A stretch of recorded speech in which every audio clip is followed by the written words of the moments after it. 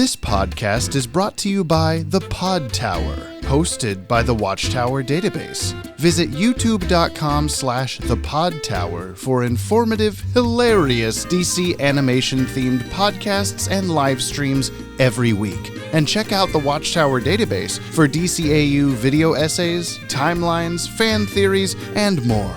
And please, enjoy the show.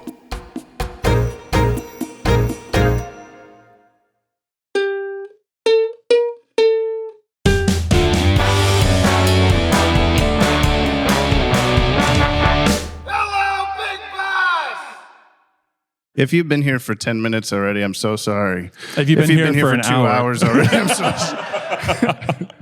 Welcome to the first ever live episode of Jump on the Bat-Wagon! Brian, specifically. I'm welcoming Brian and nobody else. Oh, thank you. Is this like when we end our phone calls and you never say goodbye to me? Yes. But now you're saying this is a real thing. I don't ever say goodbye to Brian. I just hang up the Zoom call. Or when we're recording in person, I just hit stop and I walk away.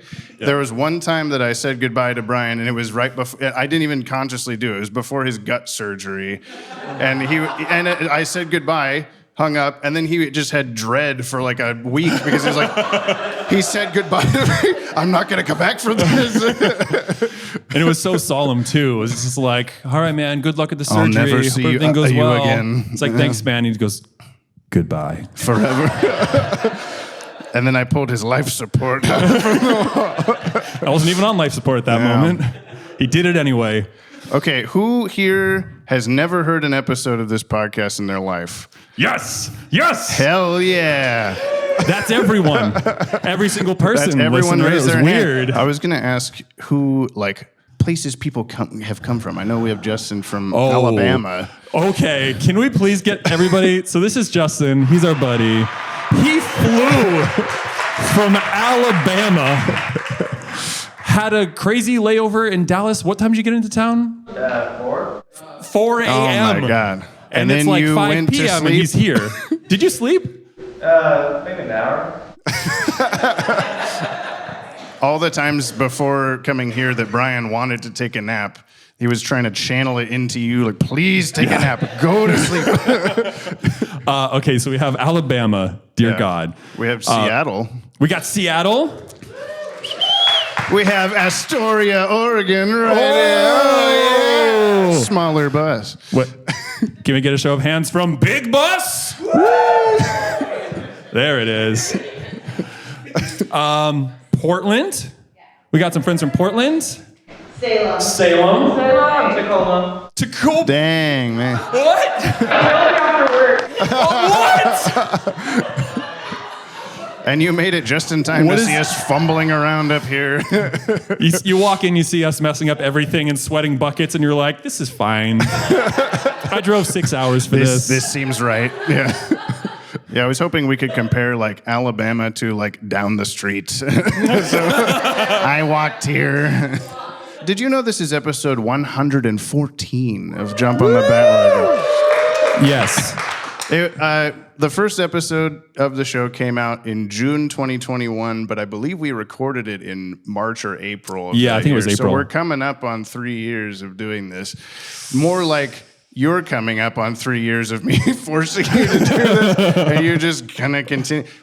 We were talking about this, Jessica, on the way here about how you agreeing to do this versus like actually enjoying doing it now. I think, but that's up to you.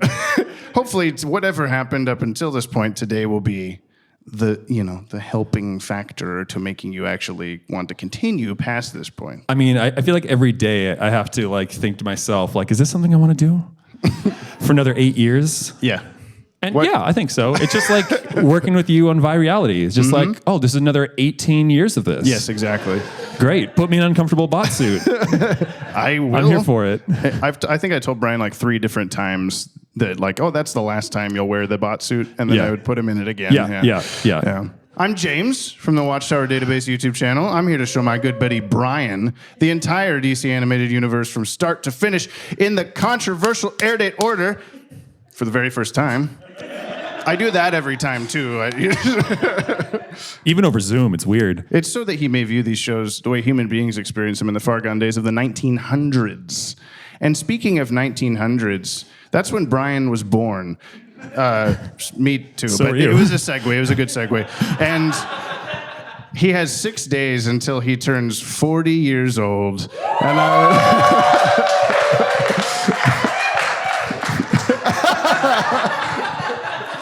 Just bury me here.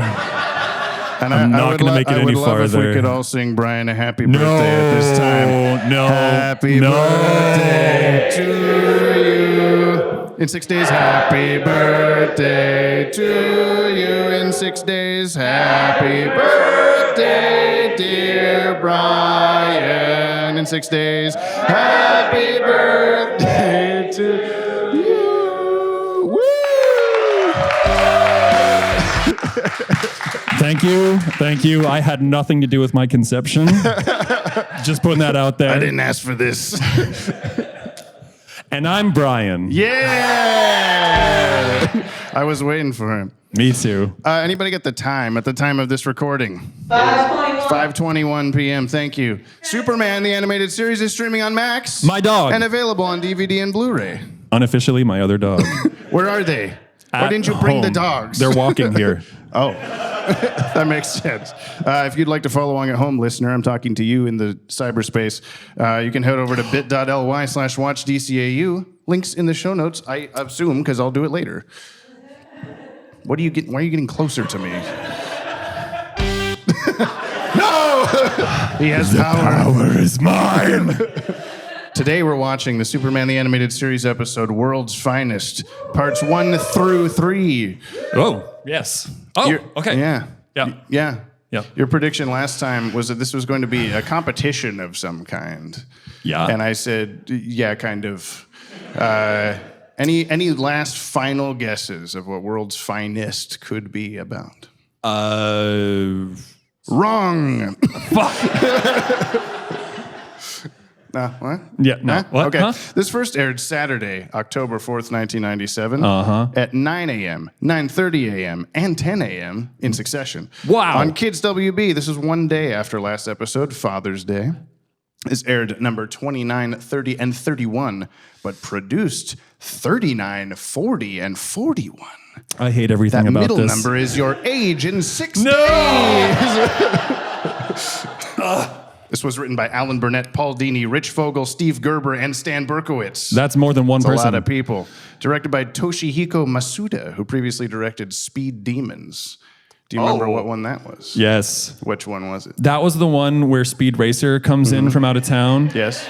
And he's doing like, This he's is why I do overdubbed, this, but so that every. he never remembers anything. Where's my cheat sheet? Remember the one you're going to make me? It's right here. Haven't yet. Oh, I'll take that. Music is by Michael McQuistion for parts 1 through 2, and Michael McQuistion and Lolita Ridmanis on part 3. Your guy. My guy. Your guy. This was animated by TMS, Tokyo Movie Shinsha, who You love previously that. animated 7 episodes of BTAS and the Sega CD cutscenes, as well as Fun and Games, a little piece of a bunch of other ones. Okay, I'm not going to read them anymore. A little piece of a bunch of other ones, Yes. but no full episode.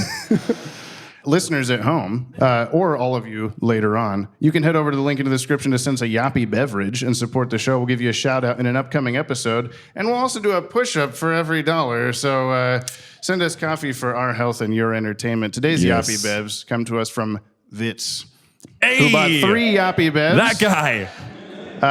He says, for your health and my entertainment, man, how many of these do I need to buy till I get executive producer credits? Today's the day. Come on up to the stage. All right. Okay, we have 15. All right. Okay. 1, 2, 3.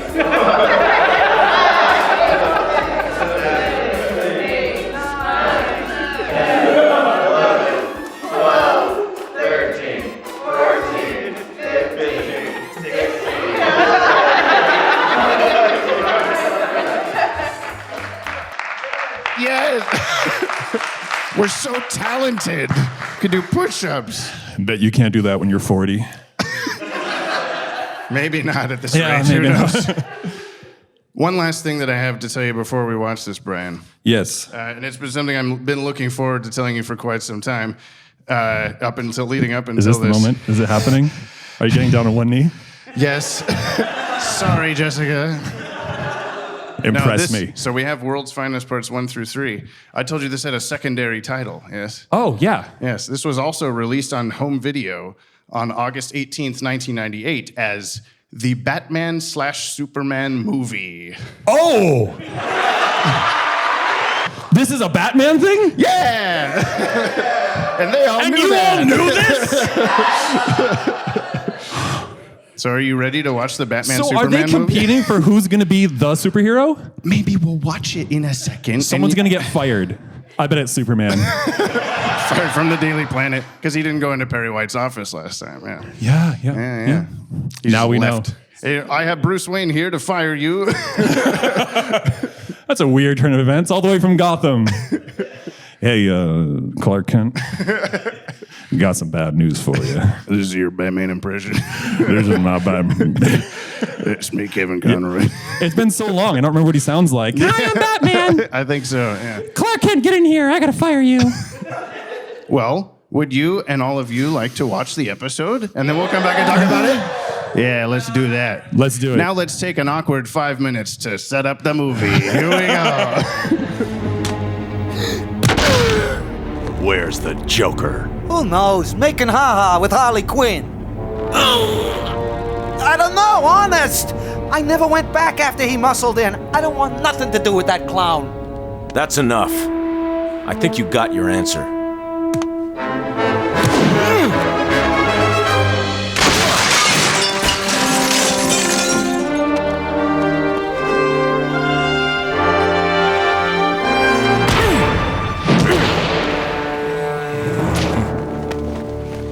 I heard you were crazy. I didn't think you were stupid.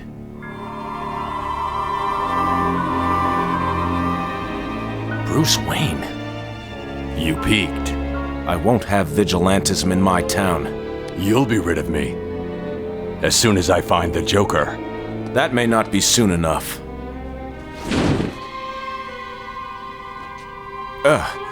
It doesn't take much, does it? The Joker has 20 pounds more where this came from. Thought you might like to know.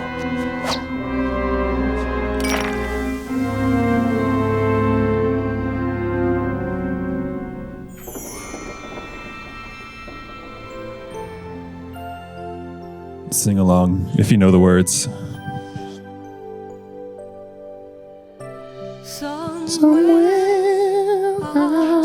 Somewhere out there beneath the pale moonlight. You got it. I know. Brian, James. do you have the wherewithal to tell me? No. It's upside down. It was for me. I need to fix it. So I can read it. So I can't can remember read? my name. Okay. Why doesn't it say the brick? It's just brick now?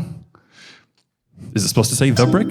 Sing up, if you're wondering, sing up, what you just watched. Sing up, take a listen to the synopsis, the short summary, which is sometimes kind of long. Yeah. I love it. Oh my God. Thank you as always, Cooney. Can you tell me what happens in at least some of World's Finest? Fast forward. Just right off the bat. Joker's now pudding, and Batman and Superman go off into the sunset. There's a disco blimp. disco blimp. Okay. I can help you. No. Okay. I've seen it a couple times. Okay. So Gotham and Metropolis combine, not geographically, but socially. Spiritually. Yeah. Thank you. We got the Joker and Bruce Wayne and also Batman for some reason just going to Metropolis. So is Harley Quinn, and that's fine. Some people fight. I'm glad you're okay with it. Yeah. Normally it's hard to do a synopsis for one 20-minute episode. 3 is a lot. Mm-hmm. Especially when you haven't seen it before. And you still have to do it. I don't know what The big you're points. Joker and Lex are like shaking hands. There's like a whole kryptonite dragon that's what? Yes, yeah, keep going. Okay, thank you. I thought I got it wrong. You got Not kryptonite, it's jade. It's made of jade. My bad. He's got a dragon. He breaks it into pieces. Superman's gonna be fucked. And Pay me $1 billion and I'll fuck Superman. And then Lex Luthor just, okay. If this is how we get there. okay, so we got Joker and Lex. They're like gonna wipe out their friends, or not their friends, their enemies. Maybe they're friends. And then Superman and Batman are both like, Bruce Wayne, Clark Kent, whoa, don't tell anybody. And they're like, I hate you too. Let's work together. Yeah. Yeah. And then That's they what shake say. hands. Yeah, yeah. Superman gives him a little kiss. He does. I saw it, yeah. There's a lot. Where did you stop? I kind of tuned down. Me too. The kiss. There's a It kiss was in the there. kiss. He's so dreamy. So Lois Lane is like, screw Superman, not literally.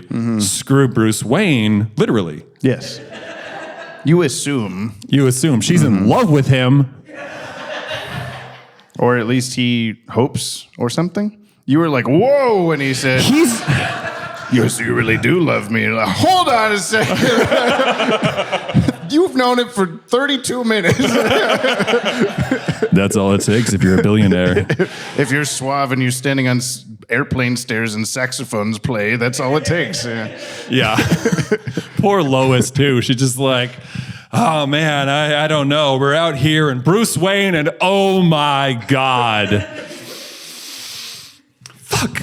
Clarky, look at that butt. It is so big. She wasn't just the butt. She was looking at everything. And he's got $1 billion. Okay, so help me out. Robots. Oh yeah, there's robots. They're gonna kill what they want to. They're from Lex. Joker uses them. Sometimes there's kryptonite. I have to duct type tape all to this them. out later. Sometimes there's mercy duct tape to them. They're all about like killing things and duct tape. And then Joker steals a smile. There's a lot of duct tape in this episode. There's so much duct tape. It's being held together by the seams. Yeah. What am I mean, there's a lot of people working together that don't usually work together. There's some tension. There's some resolution. Joker goes down in a plane. There's a lot more. I can't put it in a synopsis. Batman's in a jetpack. He's in everything. He's got a Bat-Wing. He's got a jetpack. He's got like What were you a saying when tux. Alfred opened the jetpack container? Because you're just like, how soon can we get to Hobbs Bay? And he just opens the container. That doesn't help me. That doesn't answer the question at all. Uba says 5 minutes. Yeah. Yeah, I Would don't you know. like to take Lyft? He says. There's some good puns in this episode. Yeah. Let's just like fast forward can- the end. yeah. Give me the rundown. This is actually quite, it's probably because Batman's here. There's a longer synopsis than usual. Is that the thing? Do you need some music? No. Part 1, official synopsis. Joker steals a statue made of solid kryptonite. Go for it. Which one's this one? I don't know. No. I had labels on the old soundboard. What's this one? You don't get to hit that yet. Oh, we get to do that one later. There we go. There we go. Okay. Give me a rundown. Okay, where was I? Joker steals a statue made of solid kryptonite and comes to Metropolis, where he makes a deal with, hyphenated, Luthor to kill Superman. What's a deal with? I don't know. But Okay. Batman follows him to Metropolis. Lois's romance with Bruce Wayne is almost nipped in the bud when Joker kidnaps her in order Emphasis to lure on Superman nip. to his death. Batman's intervention saves the day, and soon after, Lois tells a heartbroken Clark that she will be transferring to Gotham City in order to be with Bruce. But the move is postponed when Joker sicks a killer robot on Batman, and Superman must rescue a sinking ocean liner. It was called the Atlantis. There was an Atlantis and it was sinking and then again. welding. Yes. The end. Lois's romance with Bruce hits rough waters when she discovers that he is Batman. Meanwhile, Luthor attempts to dissolve his partnership with Joker, but Batman turns the tables, kidnapping Luthor and using the powerful new Lex Wing aircraft to attack Metropolis. Was there a punctuation No, there? Oh. Superman and Just in Batman your brain. must put aside their differences and work as a team to stop the remainder of Luthor's killer robots. That's also hyphenated. Hell yeah. And then save the city. I also have a very quick back of the VHS. I'm going to read it verbatim per the capital words. Batman, Superman, the Joker, and Lex Luthor all come together in the most action-packed superhero adventure of all time when the Joker elicits the help of Lex Luthor in a fiendish new scheme. Only the combined powers of Batman and Superman can save the city of Metropolis. Will the Man of Steel and the Caped Crusader be able to put aside their differences and foil the diabolical duo's evil plans? Yes. The Batman-Superman movie, cleaning up the planet, one villain at a time. Clean the planet, one villain Mr. at Clean, a he time. said. He called him Mr. Clean in the episode. He did. Okay, we're going to do the rest like Let's just take it down a notch. Hey. What'd you think, Brian? Wait, is that the whole thing or is that just part one? We're done. Oh. No, wait. Yes. Mm-hmm. Is that the answer? Are you looking for yes? Yeah. Yes. You did think. Yeah. Twice. Mm-hmm. 3 times by my count. Hey, you did do some thinking at the end there. Superman's behind the wall, and you just leaned over to me and went, lead. and I was just like, you got it, man. You got it. You're paying attention. I've done this 114 times. Yep. Did you like the episode? No. Yeah, okay. No. That makes sense. It's one of the worst. It's really bad. We got really everybody bad. here for a bad Yeah. episode. Why do we do this? Sorry, everybody. And Yeah. right? No. I loved it. Okay, good. Yeah. No, I liked it. I really liked it. It was really cool. I think I just, with Superman, you know, he's great. Brian likes Superman a lot. I like him a lot. Yeah. But I'm always kind of missing that grit of like Batman stuff, right? Because he's just a little like, Right. you know, the first time You- he shows up, we get the Superman, the Batman thing, and Superman's like, whoa there, partner. And Batman's like frothing at the mouth, fuck you. You last episode, you said, like, I just want someone to step in a puddle. And then the very first thing that happens is like lightning rainstorm. And I was just like, oh, Brian's going to like this. Yeah. You had me at puddle. Yeah. Okay. My experience with this Yes. is I had the tape as a kid. Of course you when did. When I was 6, 7, whatever. Besides Mask of the Phantasm, probably like the most rewatched thing. So like Rob was saying as we were doing our bathroom break, I could have sat there and just said the entire movie at you, but I didn't. I hesitated. Good for you. Yeah. It was just like down to the most innocuous parts of just I don't know, random moments of them just hanging out or whatever, sitting around the Daily Planet. Evening, Miss Lane. Where's Mr. Kent? And I was like, and then that guy's there, and then Batman bursts in and says, "Let me guess, you're the only one here." And she goes, "Uh huh." I'm like, "No, the janitor is right over there. You're not gonna save him." He's just like mopping, he like waves. No one at all. Where's Mr. Kent? He said, "Why would I know where Clark Kent is?" Yeah, it's like I've seen this so many times. To me, it's one of my favorites. People are. We're doing this because it was this, and people are showing up. I'm assuming half of the time because it is the world's finest. It's the Batman Superman movie. It's everyone's been looking forward to. So was there a question in this? Like we're talking about the competition, like who's the world's finest? I guess it's superhero. So my like, oh yeah, there's a competition was the Lois Lane triangle. It doesn't have to be a competition. I know. As someone had submitted the three-way song Yeah. from Lonely Island. Yeah. It's okay if it's in a three-way. Yeah, of course. And just Batman, Superman, and the Joker. Can you? He wants That to fuck is Superman. that is online. That is online somewhere. Oh, yeah.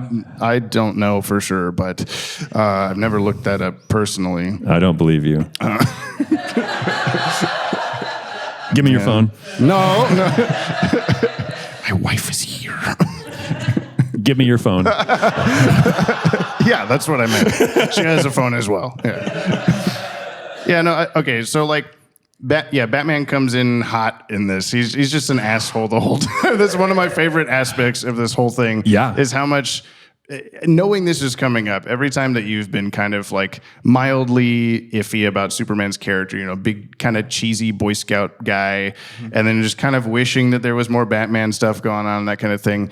The whole time I just knew like, okay, Brian is really going to enjoy when Batman does show up. And then He's just a total prick. Yeah, he puts the tracker on his cape and he looks across the way and then Batman just leaves. That's always my favorite Can I part make of a the entire TikTok thing. request? Okay. It's gonna need a little bit of After Effects, but Superman sees the thing and he like walks to the window and he fucking squints, and there's Batman with his binoculars and he just goes, just Do you flips them see off. this? How's your vision now, big boy? Batman's like, oh shit, I forgot he had a bifocal spectacular. You can totally see me over here. What do you think like Batman's awareness of Superman was prior? Because he clearly like knows of him. Yeah. But would he know that he can look far and do whatever else he can do? When he says with Bruce Wayne, he's like, you peaked. How would he know that he did that? Because he knows that he's got X-ray vision. My face is burning. You happen to be looking beneath the mask? Vision actually burnt off the mask. He goes to use X-ray vision. He's got the heat vision switched on. Looks at him, and Bruce just starts screaming. It's just just killed Batman right in that scene. What do you think about Batman flipping Superman onto a table? Oh my God! It reminded me of what's that Mortal Kombat of like DC? What's that game? That video game? Mortal Kombat versus DC. I was just Wait, is that actually what it is? Are you thinking Injustice? Injustice. Yeah, okay. I saw someone, maybe it was you, playing it. Superheroes like going through the floor and then out the walls and like fighting in free fall, and they did that. Yeah. A couple times. There's also so many times where Superman just bursts through a wall. I love Joker has so many great lines in this. He's got so many great lines. Just the like more powerful than a locomotive and just about as subtle. It's just one of the best. So like he's hyper aware of the like 40s serials that say those things, but he's also just being an asshole. Yeah. He's perfect in this. Yeah, there's the part I thought about how Batman's on the jetpack, the robots shooting lasers after him, and then Joker just kind of backs away like, oh, this could be a fair fight after all. Who wants to see that? And I'm like, you're talking to no one. This is all for you, like in the moment. Are you saying you don't do that in your everyday life? Oh yeah. Whenever I see Batman fighting robots, I just get on out of there. I do it This at weird is not times. for me. Yeah. I'm like in the produce aisle at the grocery store. Oh, this could be a fair fight after all. Some old lady like looks up with her turnip. And who wants to see that? Are you? Hello? We all get a little in our heads sometimes, Jamie. Let me tell you about the cast of this. There's Tell me about the quite cast. a list of cast members. I'm here for it. Most of them are returning. We'll go through them rapid fire. Tim Daly as Superman / Clark Kent.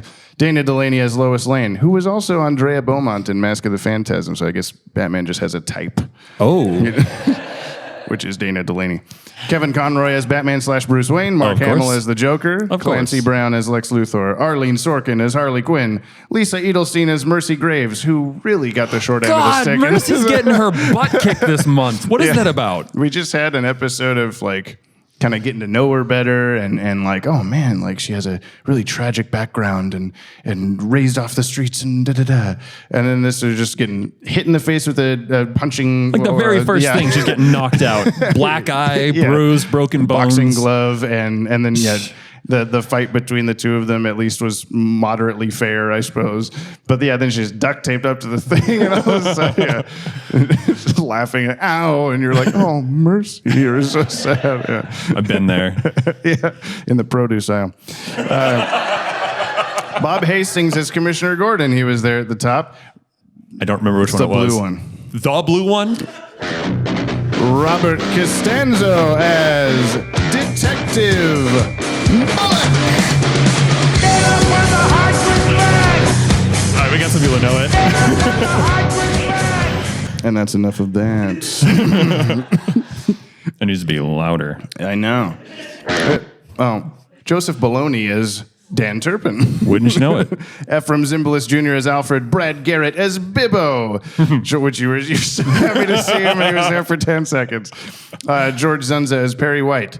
We have John Capodice as Caesar Carlini, who is the guy that Joker the mob gasses. boss guy at the beginning. Yeah. He had bit parts. I've Englished. He can talk. He had bit parts in Ace Ventura, Independence Day, Speed, CSI, Will and Grace, Seinfeld, Gremlins 2, and Naked Gun 33 and 1/3 The Final Insult. Nice. I also noted, do you remember that? I wish I could remember which actor it was, but there was an actor who was just Abraham Lincoln in like 40 things. This guy, going from oldest thing to newest, he was hearse driver in Johnny Garage, Joe the Cabbie in Spencer for Hire, taxi driver in The Days and Nights of Molly Dodd, the ice cream man in Living Single, voice of Cabbie in Real Monsters. Oh, there's a real one. Okay. Al the Cabbie in The Phantom, cab driver in Cousin Skeeter, delivery man at Face Value, bus driver in Everybody Hates Chris, and most recently voice of cab driver in Teenage Mutant Ninja Turtles Mutant Mayhem.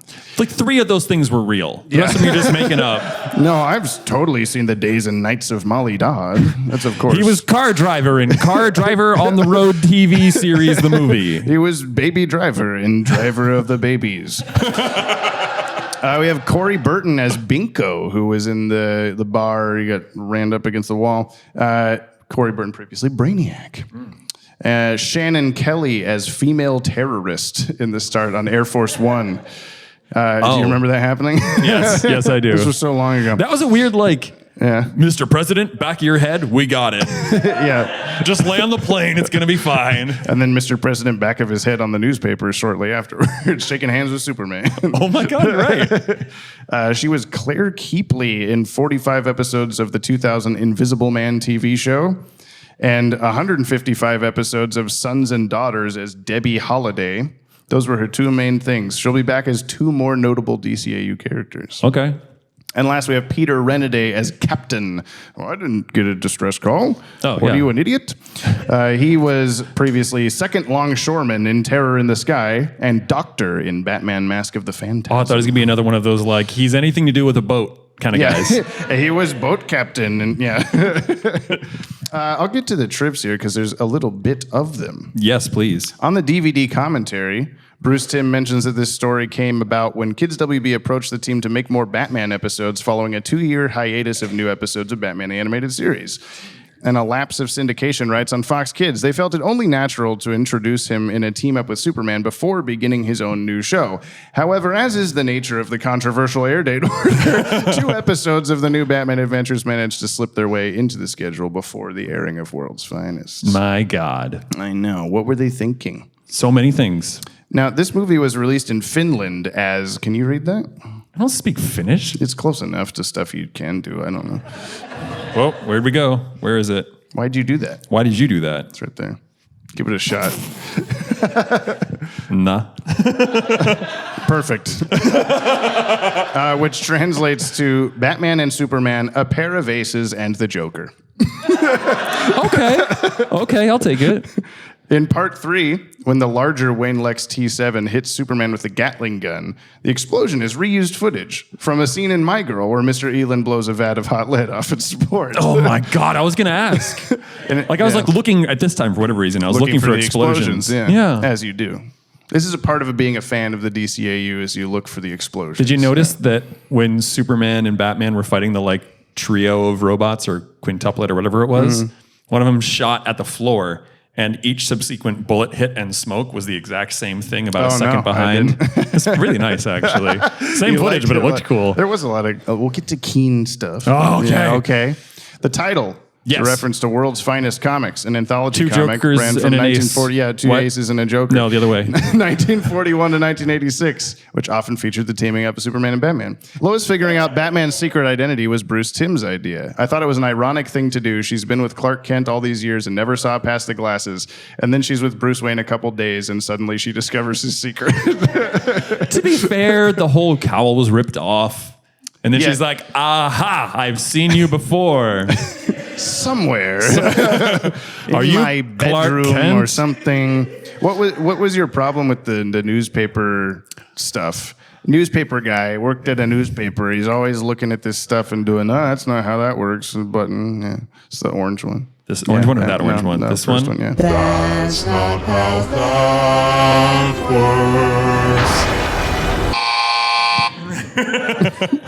works. So presumably these robots are like heavy duty. Yeah. Superman's punching them. Batman's like tying them up to Superman's shit. punching him, yeah. And then he's like, these rollers of doom that are meant to pass the thinnest of paper from one roller to another. Surely this is made of like adamantium and lead. And don't call me Shirley. Okay. Can I call you I didn't really... Jimmy? That's what it says. Nice. I can read it this direction. Oh, yeah. So you just didn't... They wouldn't have been They were built. Yeah. I mean, they're like rubber rollers. Yeah. Eh. I do like the sound effect when Batman pulls his cape out of there. It's very squeaky. Squeaky cape. It's always felt good to me. You know? Oh, good. Yeah, thank you. The Joker offers Lois a scoop he calls the death of Superman. This was a major storyline in the comics in the early 90s. Were you aware of this? You were there. I was there. Yeah, cool. I wasn't reading them. Joker's line about rich Corinthian leather while in Lex Luthor's limousine is a reference to a series of TV commercials for Chrysler automobiles in the 1970s in which actor Ricardo Montalban popularized the phrase. I heard it somewhere, but I think it must have been like some kind of spoof on it. Yeah. The disco blimp. Remember up here on the right here, the disco blimp? The music that is playing was also in Robin's Reckoning on the carousel. There was the scene, Batman's batarangs line up with the music. Same music. There was a lot of good cutting to the music in this. Yeah. Lex walking to the music. Yeah. Boom, boom, boom, boom, boom, boom, as he's coming out of the building. Yeah, sure. It's that. Because Alfred says the Laughing Dragon was carved nearly 30 years before the events of this episode, it can be deduced that Superman himself is roughly 30 in Earth years or slightly younger. Why can that be deduced?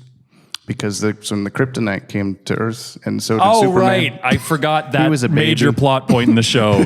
Cool. This is what happens, yeah. Yeah. The nightclub sequence, Bruce Timm and Glenn Murakami created dozens of different color keys for every character per what color light was activated. Then in the end, TMS wound up throwing them all out and doing their own color keys because they had access to more available paints than the WB crew did. The WB crew just had the like red, yellow, blue finger paints from kindergarten. Yeah. We have secondary colors, actually. There's more. You can combine yellow and blue to make green. Did anybody want to have like a quick commentary on the girls in dancing cages in that scene? I know. Yeah, Batman throws one at a guy, yeah. Batman's like, he's so two-dimensional that he's like, I will throw this cage. And the chick's like, don't throw the cage. A person is in here. Occupied. I'm going to throw this fucking cage. That's what he said. Yeah. That is exactly what he said. Yeah, that's the first time I've watched that in the Blu-ray quality, I think. And I didn't notice like how much the girls in there are actually like, here's my butt while I'm dancing. I was just like, oh, the VHS, yeah, there's like whatever, there's a bunch of colors and stuff. I can't really see anything. And this one was like, I might go back and watch that scene again. Don't look at my phone history. In the commentary, Bruce Timm recalls art director Glenn Murakami complaining about the Joker's lack of lips in the new art style, which has been something that you have been not like. As soon as the Joker first showed up, you just turned to me, just pissed off. If I was a billionaire, I'd give you the look and just say, fix this. Yeah. Put lips.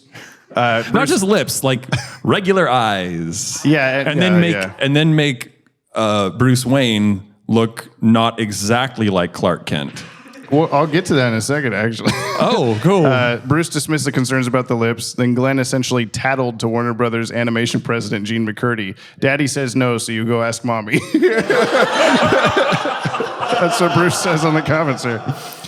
Glenn has since defended that it's all part of the slimming down of the art style from btas to stas, but Bruce wishes they'd kept the lips. Glenn Murakami had stated it was TMS's interpretation of this new Joker design that really sold the crew on its use going forward.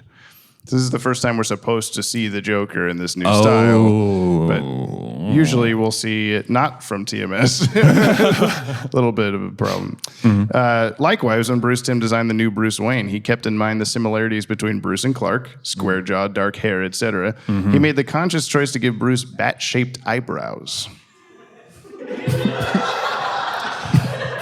It's been real, everyone.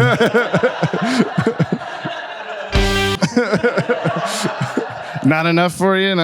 Bat-shaped eyebrows? Yeah, they're like pointy and stuff. They're like hanging from a cage, or they're just these vertical They're slits. upside down eyebrows. Yeah. They emit guano. In part 3, you'll like this. Batman jumps extremely high in the air several times while fighting robots. You know, he jumped like over the entire robot a couple times. Bruce Timm stated this was likely part of anime tropes implemented by animation studio TMS, often associated with anime martial artists. Bruce Timm and Glenn Murakami on the commentary. I remember when we got that sequence in the storyboard from TMS, they had shown Batman flying. They ran out of the building. Superman flies out with Lois, and then immediately followed by Batman flying. And I stopped, and I was going through the storyboard, and I'm looking, guys, I have to ask you, why is Batman flying? And this is through a translator because they don't speak English. And they kind of conferred amongst themselves. They kind of huddled together, and they came back and said, because he has a cape? And literally, we found out... Okay, let's be fair. We found out that culturally, their idea of superheroes is so completely different than ours. They have the whole Sentai thing and anime. They think that if you wear a cape, that means you fly. So they thought that since Batman wore a cape, he had the power of flight. That was very interesting. Other than that, we didn't have too many glitches working with TMS. I do like the idea, because, you know, I assume that that's the scene where they blow out of the place and then Superman puts them both down, Batman kind of pushes away like I don't need your help. Cooties. But I like the previous idea of Batman just also flying out of there and landing, and then Superman just being like, what the fuck? What? You could do that? Batman just strikes a pose, Yeah. flies away. Lois is like, oh, that's all it takes. And she does the same thing. She shoots a thing aligned to the Batwing, and Batman's arm didn't get just ripped out of his socket. God. I also it's at some point, don't let me forget anybody. Can we talk like the little layup that Superman does? Oh yeah, you said Kobe is Kobe? Yeah, that's a really good little detail there, yeah. Superman is yeah, small little whoosh. Yeah. The tiniest I just whoosh. jumped a foot in the air. I just kind of skipped a little bit. Yeah, activated the flight power, but then before he could actually use it, he just you're throwing off my groove. What's going on? I'm sorry, you've thrown off Superman's groove. And then Batman checks him out of the frame. Sorry. Yeah. For the scene where Joker interrupts Caesar Carlini and his gang's dinner at the Mexican restaurant, Glenn That was Murakami great. also mentions having to explain to TMS what tacos, piñatas, and pogo sticks were. Not very big in Japan, apparently. What's our like listener base in Japan now? Like 3 people? Sure. Okay, What's Japan. a taco? We need to have a conversation about tacos And pogo and sticks. pogo sticks. They know now. Bruce Timm explained Okay, it to I guess them. it. Yeah. Thanks, Bruce. Last couple things I've got. The comic book adaptation of this, which oddly hits shelves 10 days before the episodes premiered, Spoilers. contains an extra moment on page 26 where Bruce mentions to Alfred how he believes that Superman doesn't understand the problem of using brute strength against a foe with a warped mind like the Joker. And in the comic adaptation, when Batman confronts Lex Luthor in his bedroom, Lex is shown to be completely nude under the covers.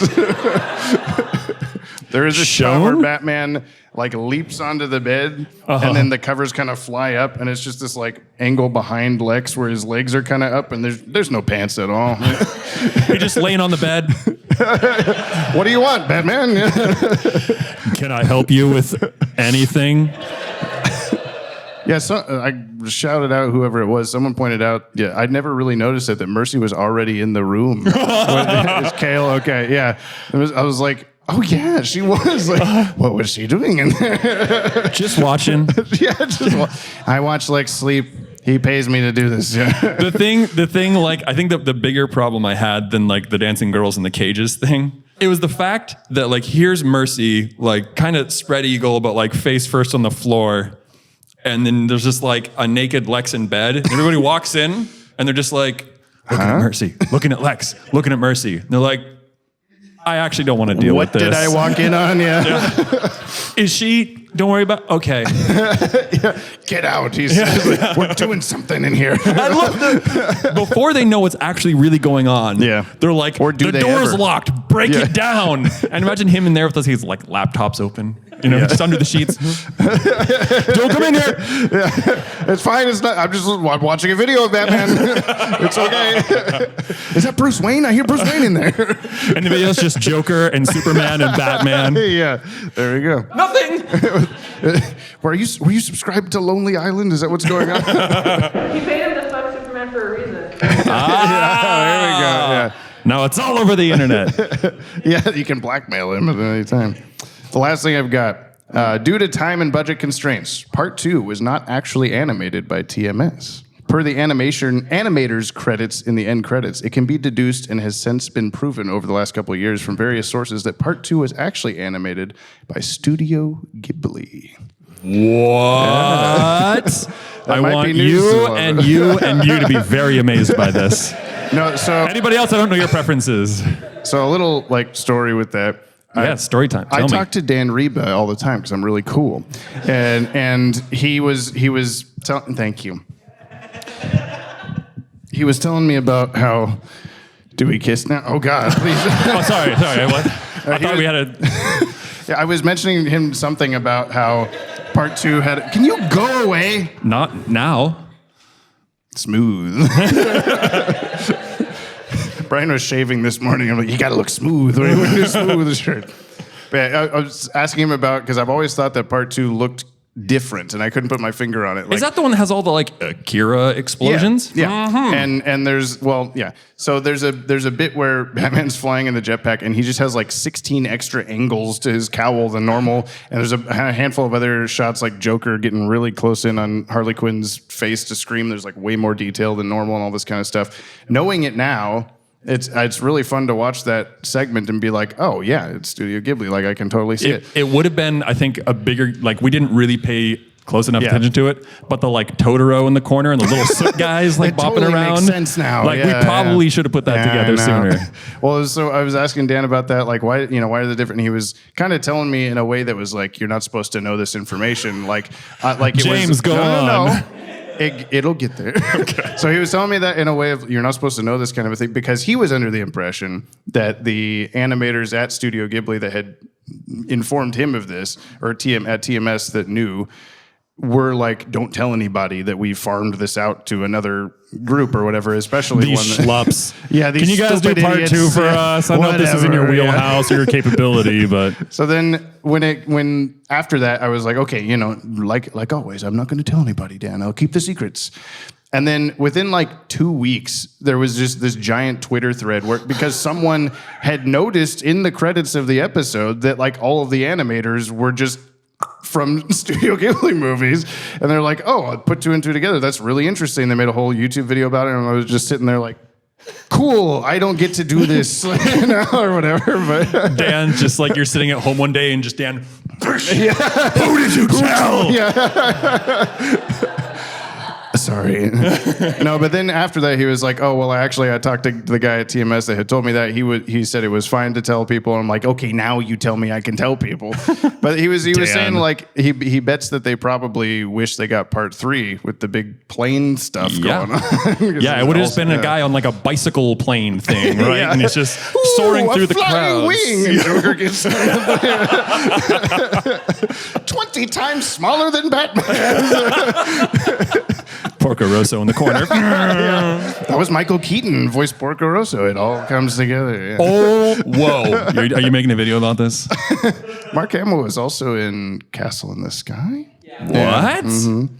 Maybe we should just do a Miyazaki podcast after this. 2 Batman were in the newest one. You're right. Yeah. Christian Bale. Yep. How do you people do this?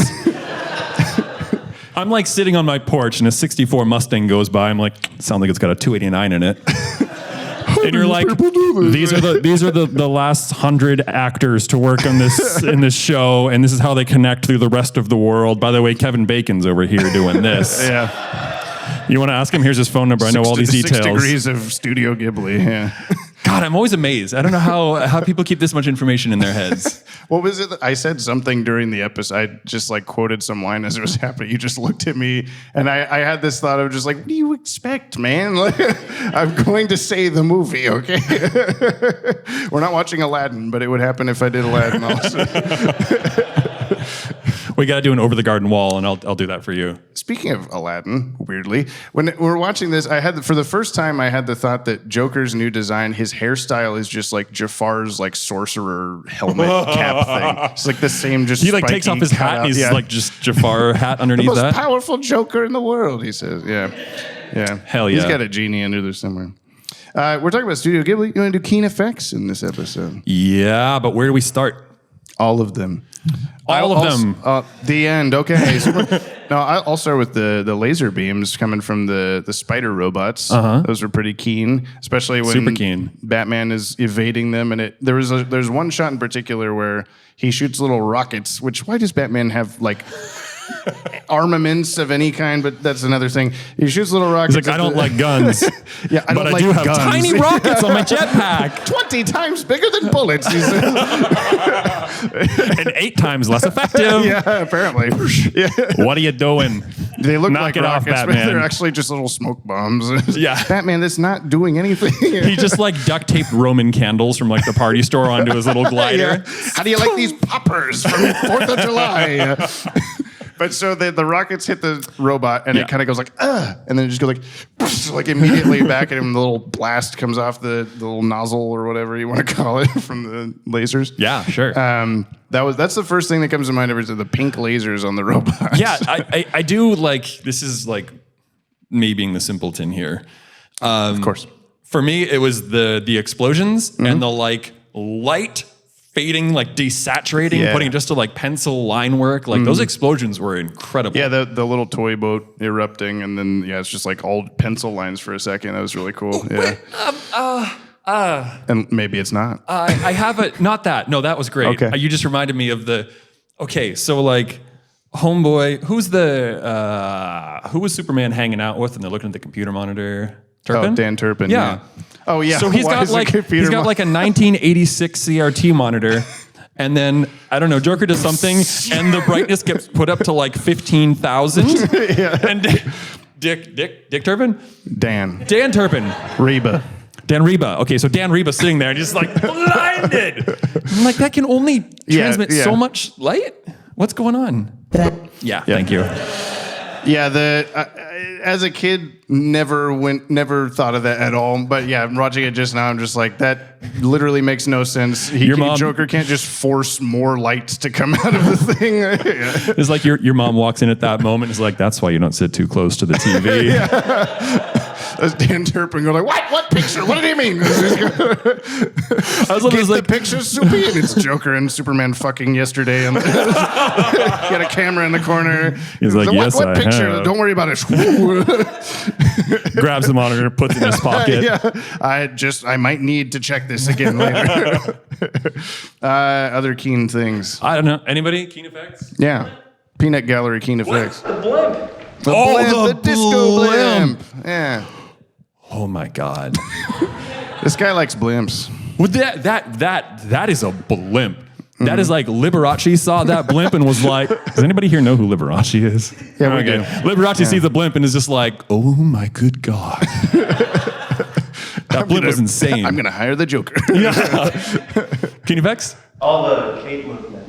Cape movement, yeah. Wait, yeah. Go on. Cape movement. You know, Superman got knocked over by Batman. And yeah, when he splats on the wall and it's kind of stuck for a second, but then the gravity in the TMS There's some stuff gravity is always on really good. Yeah. There was a gravity to this that there usually isn't. I think in a lot of what are you pointing? The little baggie of kryptonite, the light that comes off of that. Yeah. Batman's just like, hey, fuckface, and just putting it.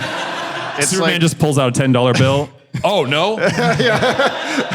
It's more than $10. Joker has 20 pounds more of this if you're interested.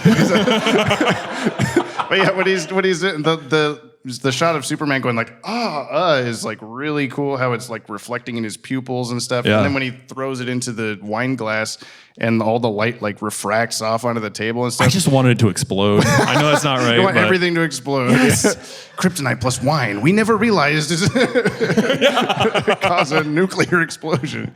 Keen effects. Well, first off, actually, no, would kryptonite laced alcohol like get him drunk?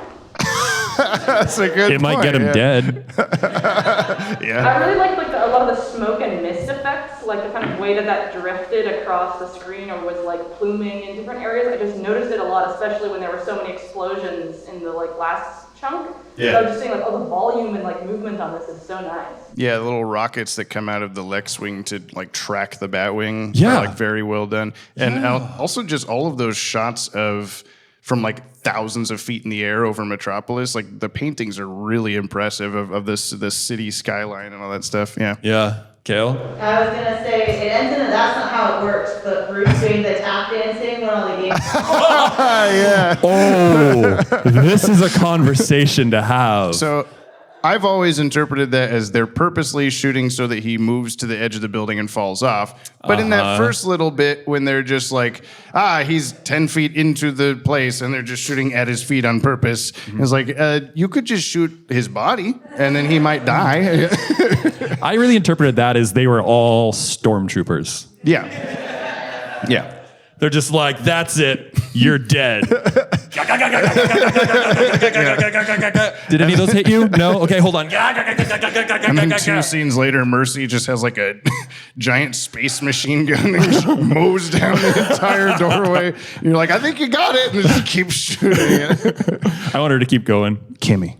That same right after that when he falls off and he lands on the little platform and it sinks down and like the perspective of him falling was.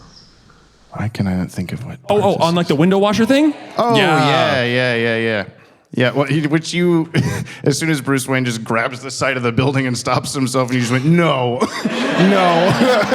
Again, Batman's arms should have been ripped out of his shoulders like 5 different times in this. At the very least, his fingers are gone. Yeah, like they're confetti, just poof. Yeah. And I was just like, he's Batman. It's fine. He's Wolverine. Yeah. He just claws and digs him into the wall. And Bruce Timm's going, why does Batman have claws? Because he has a cape? I thought he was Wolverine. I was misunderstood. When did Batman become Catwoman? Oh, yeah. You had a problem with his little claws that came out of his Yes, I did. Why? Because he's never had that before? Yeah. He can't make a new thing? No. Oh, okay. I get out. There you have it.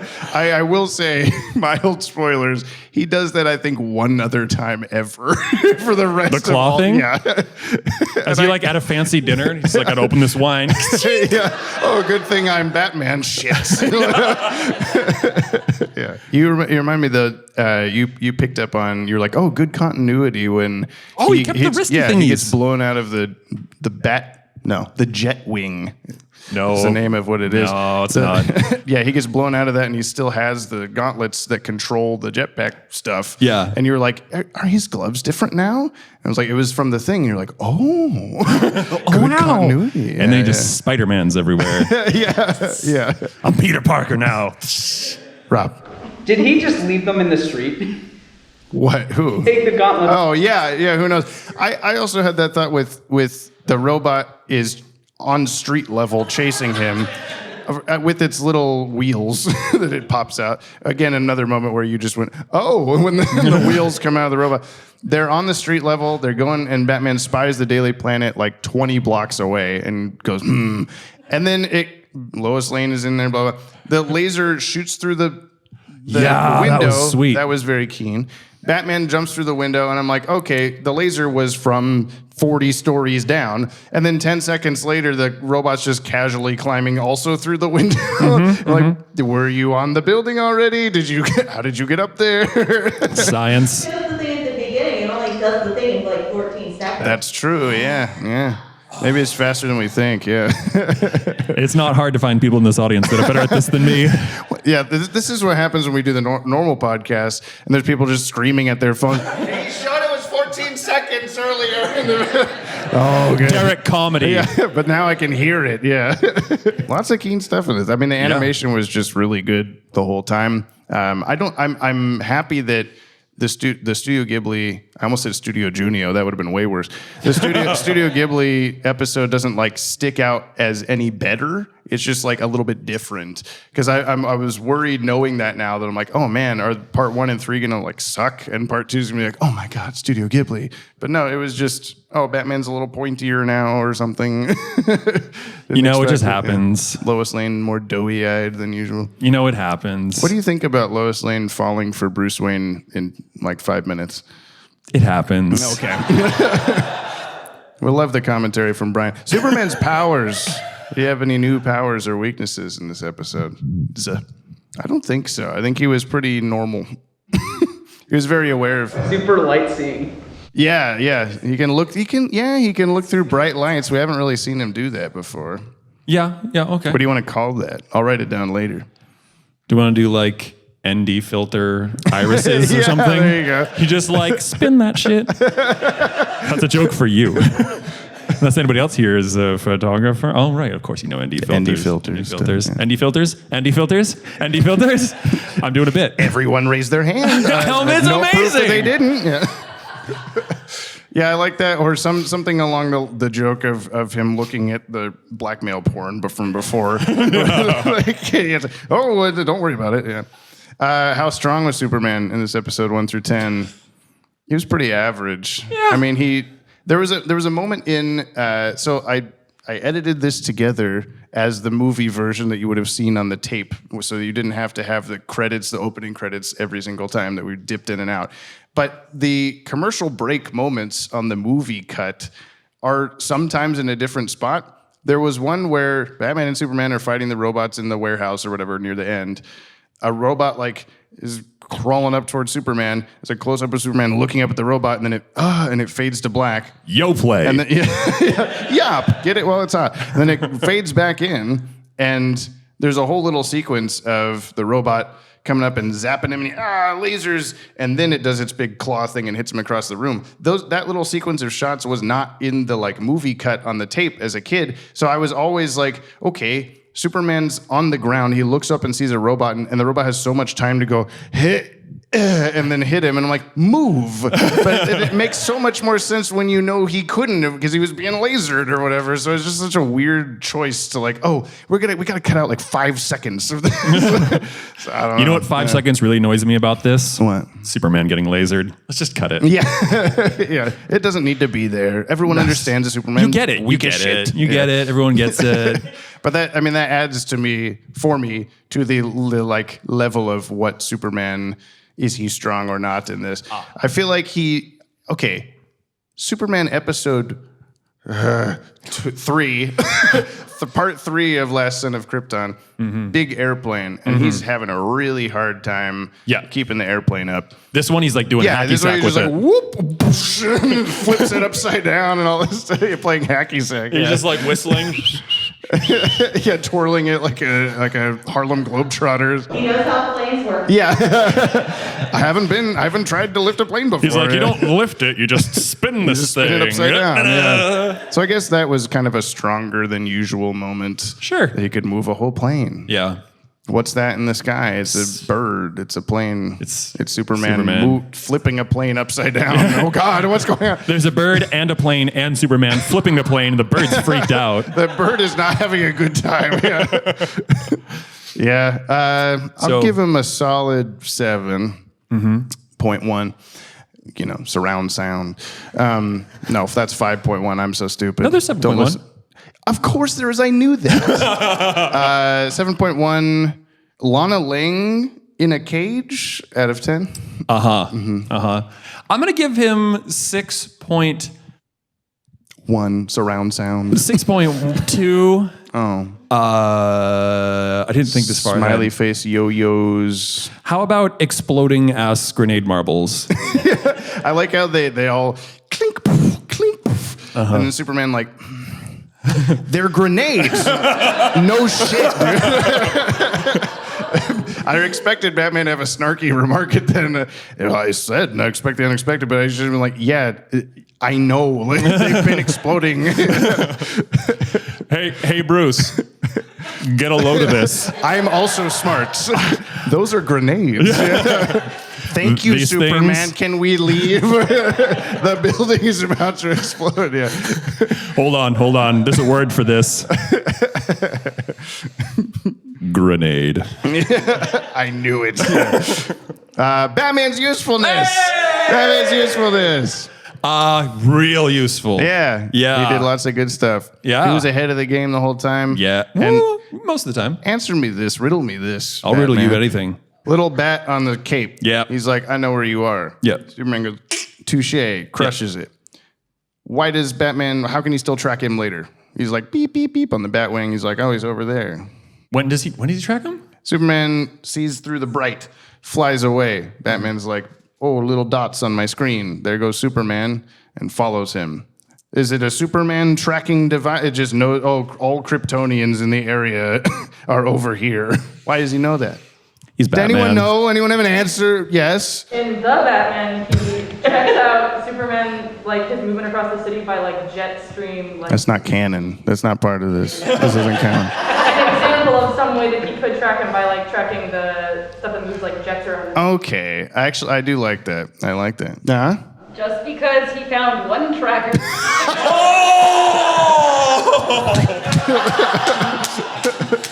Just because he found one doesn't mean he found the rest. The other 5, yeah. Superman's like, I'm so witty. Ka-chunk, he turns away. There's 30 of them on his back. He turns around. There's just a row of them, yeah. And they're all grenades. And they go, Batman's usefulness? Yeah, we have to pick more stuff. We have to go through. Oh my no God. problem. I got this. 'Kay. 10 inappropriate videos between the Batman and Superman and the Joker. I thought he couldn't have a 10 unless he saved the world, Brian. We decided this like 67 episodes ago. 9.9. Yeah, thank you. What was the thing that you gave me? Tender love scenes between 3 men. Okay, good. Yeah, I'll stick with 7.1. Oh, yeah, It's still sure. up there. Yeah. Claws? Question mark. Out of 10. That'll work. Okay. Nice. Where's Clayface in this episode? Oh, he was the melting kryptonite dragon. Oh, he was totally the melting kryptonite He was dragon. the hydrochloric acid. Yeah. There You we know go. what, man? I wanted to be super wise, and I was like, HCl, I think that's hydrochloric acid. And I'm like, it's not. And they said hydrochloric acid. I went, it's too late. Yeah, well, it says a little like HCl or whatever. Yeah. But you, I don't know, a dozen episodes ago or something, you said something about hydrochloric acid, and I was like, that would take a week to eat through the wall. In my mind, I'm like, that won't make any sense if I say that. But then, yeah, I also like in this, first of all, I was going to make the joke of Batman pulling it off the shelf and then just going, Clayface. It would take a week to eat through the wall. Clayface just, Clayface just with a spoon. Yeah. Why are you making me do this? I'm Come an on, actor. Batman, I don't want to be here. Yeah. But Batman like just goes like a little tiny droplet on the thing. I'm like, pour more, man. Like, you got to get the kryptonite out of here. And he's like, oh, we have time. The Joker gas is for some reason, for some plot device reason, moving at 1 mile an hour through the air. And also Lois Lane doesn't start laughing up there. I guess she had the thing. Yeah, who knows? she's fine. Did I say 5 thoughts enough for you to keep up with there? No. Okay. Baldness hierarchy. He's bald, I'm bald, we're all bald. But who's the baddest bald of all? It's James and Brian's final call. The Balderarchy. That's the sound of Batman inserting the other tracking devices. So yeah, we picked the antagonist out of the antagonist of the episode. Who was the most bald? I wonder who it could be, Brian. Out The of robots. the Joker, Harley Quinn, Mercy, Lex Luthor. The robots? Yeah. There's a lot of them, so there's more surface area and less hair. And they don't even have the capacity to grow hair if they wanted. Not even a little As far as bit. we know. That's what Bruce Wayne implemented into the plans. I don't like guns, but they must grow hair. And then Lex Luthor's like, oh, this isn't fair. I can't grow hair. Why do the robots grow hair? And I go, this is not according to our deal. They can grow hair if I want them to. Yeah, it all makes sense. So robots? No. Lex? Yeah, like Lex. Okay. Okay. Was his books or hip hop? Hip hop. Okay. And Brian, are you putting this on your top 10? for Superman the Animated Series. Is that a yes? It's a yes. Yeah. Now you can look off of mine here for no need looking at it. Yeah. Oh, what? Oh shit. Number 11. Despite the heartwarming tale of Superman's origin story. Oh, remember we used to say Batman's origin story? So long ago, so quaint. I'm going to put this on my number 1. Me too. Yeah!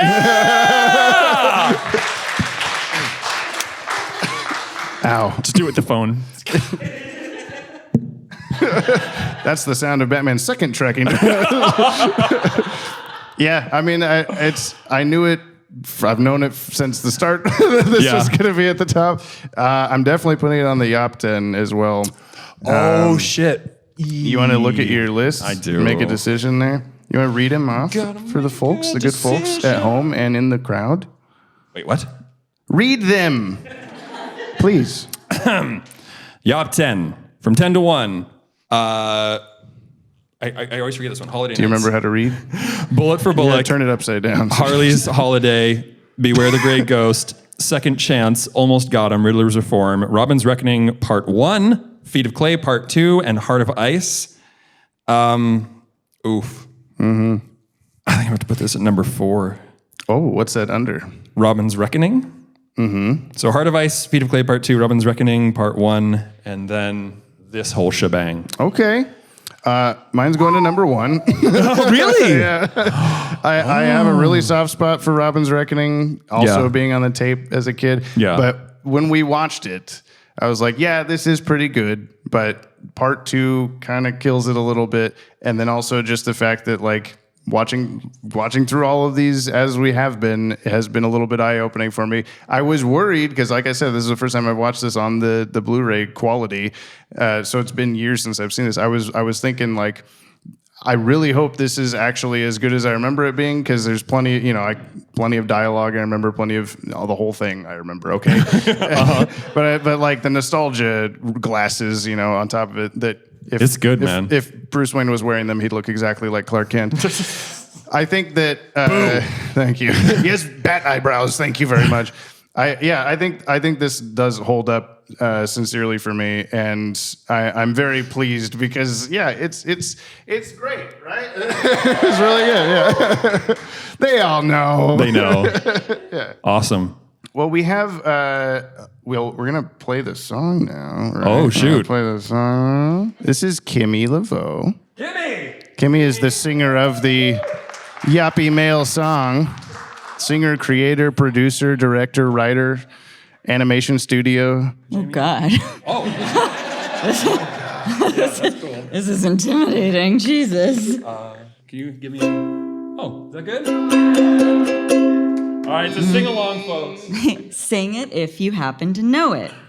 We drop our weekly yops into the comment box. There sure were a lot. Too bad we're all At least I am. just still in call.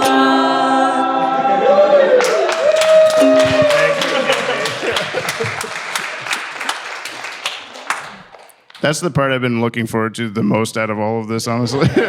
Same. Yeah, Batman, Superman movie, whatever. Kimmy's gonna sing the song. We got the microphone. If anyone does have any quote-unquote mail or commentary that they would like to make in the meantime, while everyone's thinking about and trying to get over whatever nerves would keep them from coming up here, I do have some mail that I will play through the whatchamacallit here from various folks that have written in.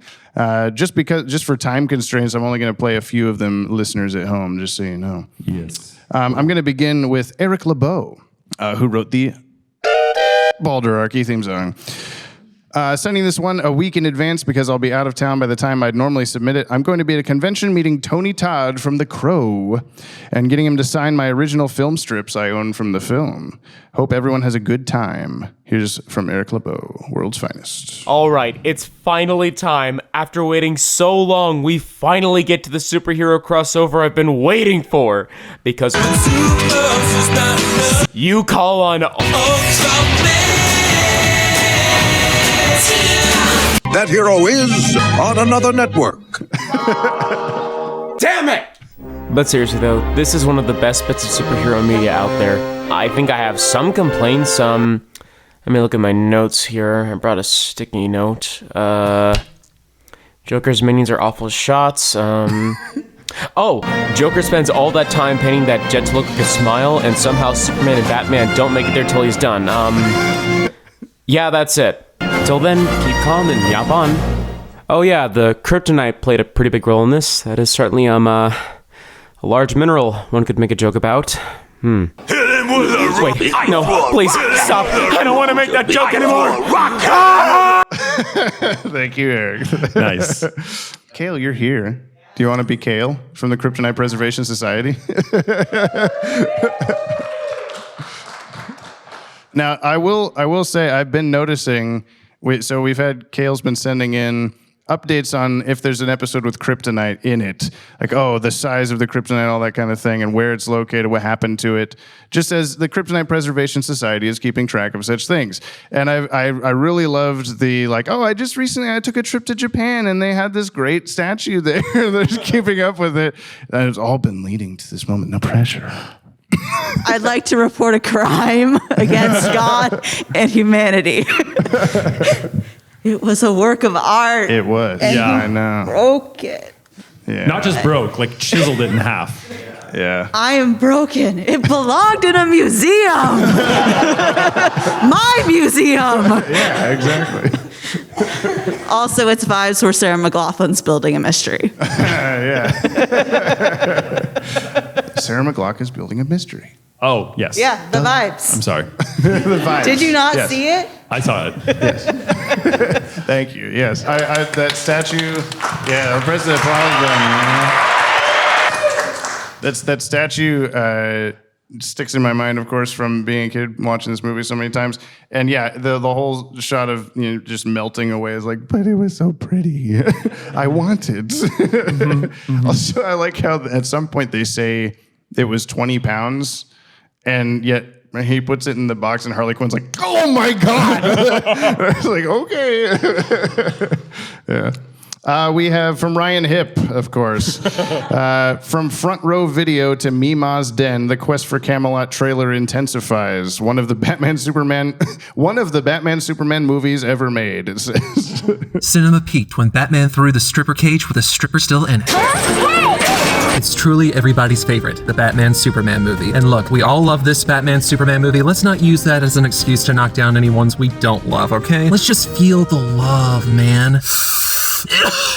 All I really have to say about it is what's been on my mind since I first saw it on video. Fuck, almost 20 goddamn years ago! And that's how Batman spends the entire time acting like he's so much better than Superman, only to have his little cape caught in a printing press, revealing his secret identity to his girlfriend before Superman has to come and save his ass. And you just know Clark was on the other side of the wall letting that shit happen. He should have never let Batman live that down. That should have been the end of Batman's credibility. And why the fuck would he even still wear a cape after this? Like, what a fucking embarrassment! Oh, and Superman totally killed the guy on the airplane. To everyone there in Big Pussy, Oregon, on behalf of myself, Nick Freno, Freakazoid, the Road Rovers, Calamity Jane, Tia and Tamara Mowry, the Wayans brothers, the Lawrence brothers, David Gallagher, Tracy from Pokemon, Noah Kaiba, the Lunatics Unleashed, and the rest of us locked up here in the Kids WB Water Tower, I just have to say, we want a lawyer! We want a doctor! We want a cheese sandwich! Yeah, back to Arkham he goes. Oh, a tip-tap record. Hello. All right, we have some live contemplations today. Yeah. I am going to say two things, which is not any commentary on the quality of the episode, because we've already talked about that a lot. It's good. The first is, where did Superman come from in the scene in the newsroom? Was he just floating on the ceiling and watching for a while? Because we don't see him break through the ceiling, and it looks like it's in the basement. So where did he come from? And second, I have some very niche knowledge about this episode, which is that the designs and of the little robots, the little spider robots, are reused in an episode of Legion of Superheroes 2006. As a lot of actual stuff from this is, there's like the little ice monster from the very first episode that Jor-El sees. The little globby little ice monster thing that attacks him in the back. Yeah. Okay. They also fight that in Legion of Superheroes 2006, except it's big. And I know that because that was the show I watched on repeat. So I'm looking at this and I'm sitting in my chair and I'm like, I've seen these little spider creatures before. Also fighting Superman, but in a different show. Yeah. So that's my little piece of knowledge for Sweet. tonight. That's what I get for not ever watching that show. But I'm aware of like I can't even talk about any of them because this guy's sitting here. But there's a handful. There's Brainiac in the comic, I think, attached to that show. It's like the same design as this. And then there's the wing people. Are also the same design. Yeah, James Tucker, who's one of the Superman character designers, that's like his show. So I assume that he's just like, we need a thing. I drew this 20 years ago. Just put it in, please. I don't want to do this again. Yeah, that's cool about the spider robot. So I had no idea. Jordan Newman, we got world's finest. Here we go. You're listening to the Gotham Insider, reporting live from Metropolis. Tonight's top story, Superman was attacked once again. That's hardly news, but he was attacked by, let's flip the page here, the Joker! What? The Joker was in Metropolis? That's crazy. All right, keep it together, Jack. We got to read the news. It says here he was assisted in taking down the Joker by Batman! Batman's in Metropolis, guys! Holy shit! Now over to the music.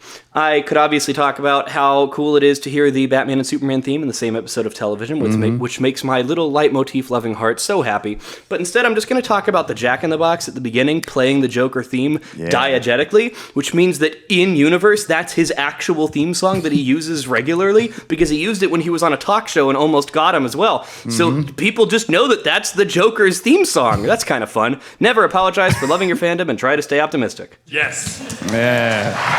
Does anybody happen to know of anybody in the real world, like not like wrestlers, is there a human on the planet that has a theme song? Wrestlers. Besides wrestlers. When you said that, I was like, of course, wrestlers, yeah. The president. Kayfabe. Yeah, the In the president. previous episode, you didn't know how to read kayfabe. Oh, yeah, what is it? It's like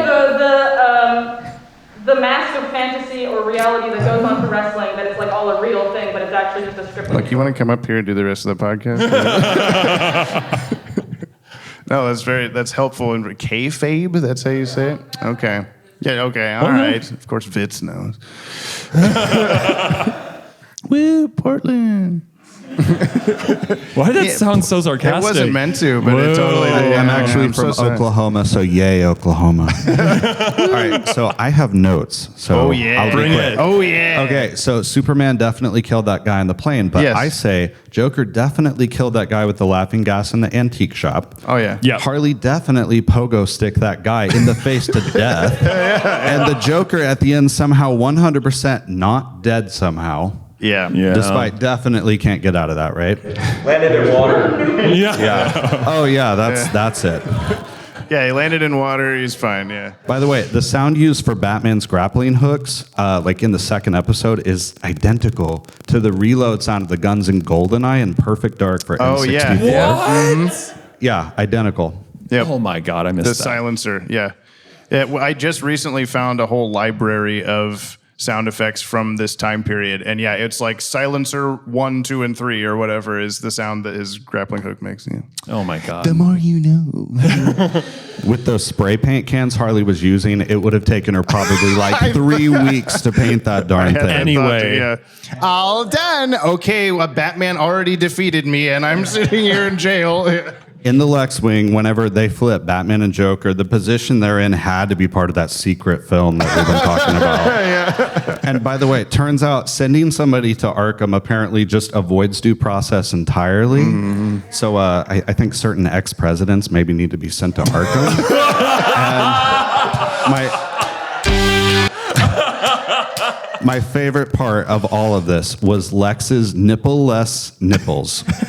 And Bruce's nipple-less nipples, yeah. Sometimes you just need the approximation of a nipple. You need to know where it would be, right?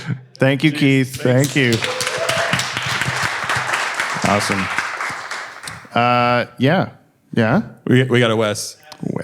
Yes, Wes, come. Again, the episode's great, but I was just surprised nobody noticed Lois's gigantic bed that she has. Where she's like this little person and the bed is like I thought Brian would, I totally thought Brian would notice, yeah. mile over my head. It's really quick, but like it looks hilarious because she's so tiny. She just got like 4 king beds duct taped together. Bruce Wayne, you really lost it with that one. 4 beds. Yeah. Thank you.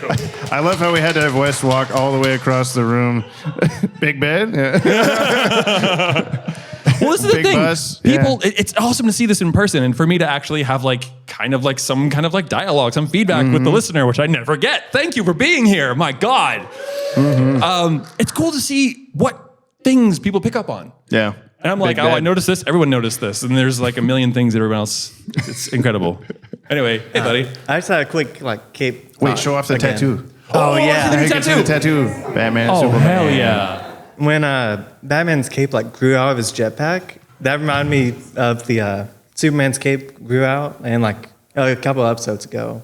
Yeah, and the suit and it blew off. And Superman suit. He's wearing his normal person clothes over his Yeah. cape. Yeah. Yeah, I just thought that was a neat connection. It's the Batman Superman movie where all their clothes get blown off. Yeah. Best movie ever. That's Batman Superman. Thank you. Thank you. That was my thought. Thank you for coming from Alabama. God, yeah. We hope it was worth it. Clyde? Hang on there, Clyde, said Harley at the start Yeah, you of the can adjust episode. that. I did a bad job. No, this is perfect right now. It is. So my question for you. Yes. If hydrochloric acid destroys kryptonite and you were Superman, where would you store it? Would you constantly have some on you, keister Now that he stashed? knows, yeah. Because if you know, It's the same place Batman put those tracking devices. Just keeps acid in there. Maybe he's acid resistant, Yeah, good point. Thank you. He keeps it in Lois Lane's 4 beds in the middle little chunk. Just stores it under there. Can you imagine though? He's just got like a super soaker, and someone walks up and he's like, "I got kryptonite, Superman." And he just that was a really fuck off. That was a really good part where you think Joker's like, I had this all planned so wait, Acid. I forgot the acid. Yeah. If you don't mind, I want to play Dylan Pollux real quick. Make sure it gets on the air. The finest duo. Since you've taken your virtual podcast into reality, like some sort of vi-reality, we put some keen thoughts together and made a promo to be played. At the event? Oh well, it's full of the random references that only the most insulated of listeners will understand. Have fun, y'all, and we wish we were there too. No, same. Trouble is brewing in Florida. Where's Jimbo and Bippity Boppity Bip? You've got a front row seat for the podcast of the century. Called by Mark Aquino's friend, annoying AF, and not my kind of thing at all. Banana Man has 20 more family members with unrelated rent jokes. Thought you might like to know. Things are gonna get a little ADD. The Podtower presents 2 of the greatest podcast guests of all time. Dylan Pollock and Keen. the Machine. Keep it keen. Together. To tell you about the Maud Kearns Art Center's hosting of WF, a podcast episode from J&B about the DCAU in BBOR. only from the Watchtower database. Be there, because, we can. Somehow, Dill, I don't think we're going to get the chance to say much. Perfect. Thank you, Dylan and Keen. Dylan and Keen have been around since like day 2 or something. Yeah. And the Tip Tapricots of the world. Yeah. That's great. So as to Lois Lane falling in love with Bruce Wayne like immediately.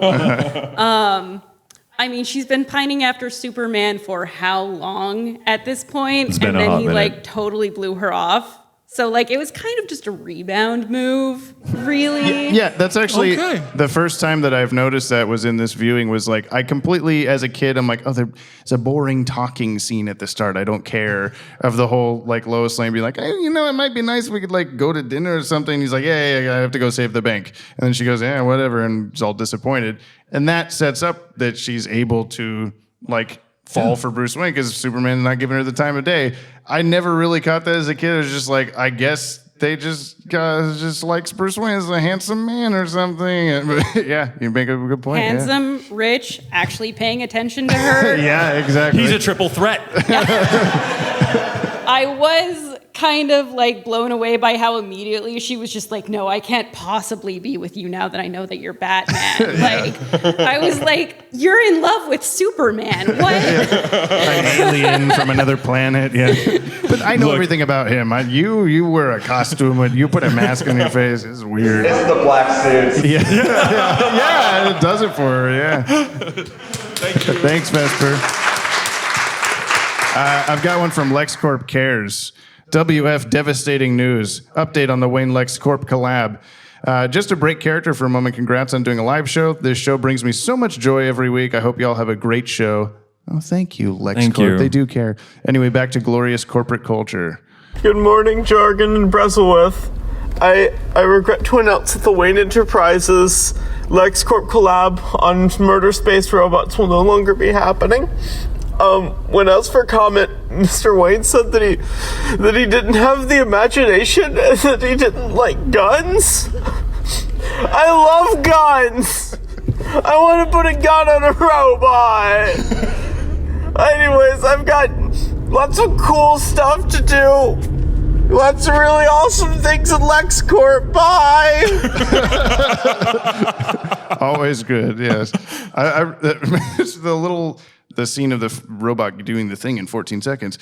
It just feels like, my box. And it's like so proud of its work. I got that box. A little ding on the box. You did so good, little buddy. You got that box. Did you have a thing, Rob? Did you want to do a thing? You want to Well, I guess now that I'm on the spot. If you twist my arm. Okay, That's the I last, got that's two the last things. email I have, so you're maybe the end. Two things. Uh-huh. One, that robot, when we first see it, we get the wrong idea that it's super small, but when we see it next, Yeah. it is giant, and that it is. I mean, I guess there's like 6 different levels of robot size or something. Apparently. But that was almost comedic the way they we beat the big one, and then the big one falls down to the ceiling. Like, no, you did not. And second, how does Bruce Wayne hide his bat plane in his plane? Yeah. I assume that's the same plane he got off of at the airport. And none of those news reporters who were right there at the bottom of the stairs, is that the Bat-Wing in there? Hang on a second. I'd like to imagine at the other side, he's going through security. Mr. Wayne, would you like to check anything? Plane. Jetpack. Yeah, you're going on a plane. We know. No, I'd like to check a plane. Smaller plane. Where's the plane? The front of the plane. It's in the plane. Is there something I'm missing here, sir? Also a jetpack. There's a jetpack in the plane, along with 5 other cases. What were in those other ones? It was just a bunch of Furbies. Yeah. Some first-gen iPods. He has some stuff he can't leave home without. Baby blanket, some videos, some video recording equipment, just in case something comes up. Mm-hmm. But how does that plane take off if there's an extra plane inside? That plane floats inside. Jeez, I don't know. Explain this, bro. Yeah.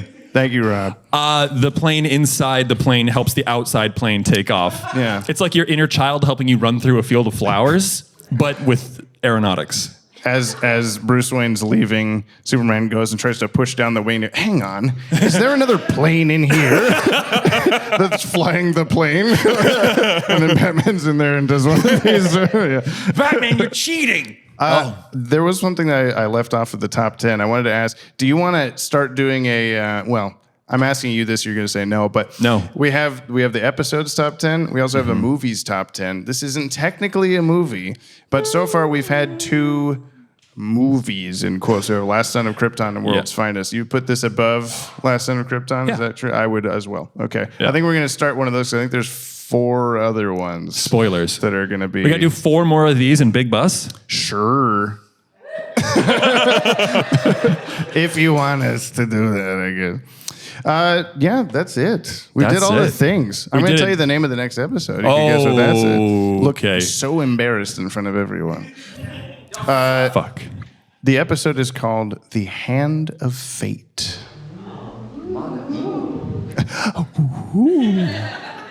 It's the Return of the Clock King. Nailed it! Oh, because clock hands. Yeah. Sure. Perfect. Yeah. There we go. Feel good to get that one right in the first go. Superman meets Clock King, and he just flicks him in the face. The end of episode. Oh my God! Like the thing where it spun around, there is mercy, and Superman's like, no. Yeah. Oh God, yeah. The way you were just like, he just punches through mercy. Like, God damn it. Well, Is that it? That's the end of the podcast. I appreciate everyone coming here, especially if you came from like a billion years away. I hope this was fun. I've had a lot of fun. I got watching the movie with Brian, showing you the best friggin' thing that we've watched so far, I think. Fourth best. Yeah, well. Mask of the Phantasm, this. Yeah, thank you guys so much for being here. It means a lot to like try to do a thing like this. It's a shot in the dark and people just show up, and it really means a lot to have you here. As if you listened to last podcast episode, we had days leading up to this of like, oh my goodness. And this was a lot of fun, and yeah, it was totally smooth.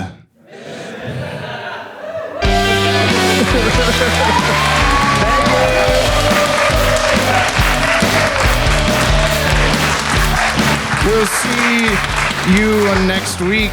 Not here, but in the internet. Don't tell anybody what my face looks like.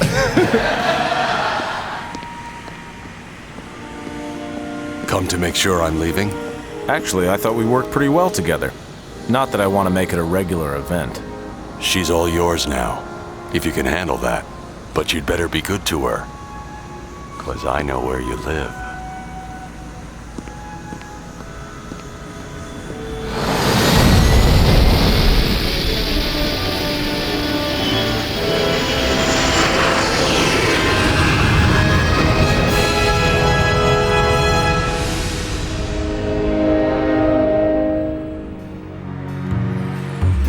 Jump on the Bat-Wagon is hosted by the Watchtower database. Subscribe to our YouTube channel for DC Animated Universe videos on a regular basis. This podcast is edited and produced by yours truly, James Strecker. Musical themes by Kimmy, Cooney Phoenix, Viltsu, Eric LeBeau, Jordan Blumen, my mother, and of course, my smooth co-host, Brian, brother Broderick Meneely. To buy us a Yoppie beverage and hear your name read in a future episode, or to nab yourself a Yoppie Dude t-shirt, please visit the links in today's show notes. Thank you for supporting the show. You can hear more on today's DCAU episode by checking out our friends over on the DCAU Review and Timm Talk podcasts. Please leave us a 5-star review on your app of choice. You'll damn well hear it read on the show. If you'd like to reach out to us like the fire hand at the end of The Cat and the Claw Part 2, you can email batwagonpod@gmail.com or leave a comment on the Podtower. New episodes of Jump on the Bat-Wagon are released Fridays on all your favorite podcast feeds and watchtowerdatabase.com. And we'll see you next episode, same PP time, same poo-poo channel.